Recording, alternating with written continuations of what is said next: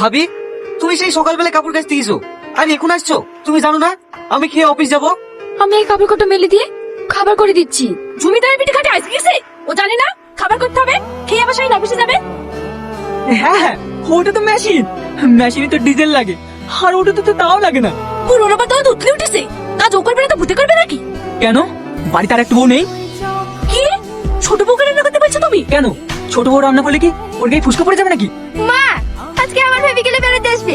ও খাসির মাংস আর পমফ্রেট মাছ খেতে খুব ভালোবাসে। ও চিন্তা তোমাকে করতে হবে না। মা, আমি তোমার বৌমার কাছে টাকা রেখে গেলাম, রিয়াজ আসলে ওকে বাজারে পাঠিয়ে দিও। ঠিক আছে, রিয়াজ আসলে আমি ওকে বাজারে পাঠিয়ে দেবো। তাহলে মা, আমি বাইরে হোটেলে খেয়ে নেবো, আমি এখন আসছি। পুরা মুখে তোর জন্য আমার ছেলে নাকি অফিসে গেল, একটা কাজও ঠিকঠাক টাইমে করবে না। খবরদার, তুমি ওকে মারবে না। ওর হয়ে যদি তুমি মোকাবিলা করতে আসো না, তোমার খবর কিন্তু খারাপ হয়ে যাবে। খবর খারাপ তো অনেক আগেই হয়ে গেছে, নতুন করে আর কি খারাপ হবে রামিসা? যদি তাই না হবে তাহলে রিয়াজের মাই বা মরবে কেন? কথা শুনে কাজ জ্বলে যায়।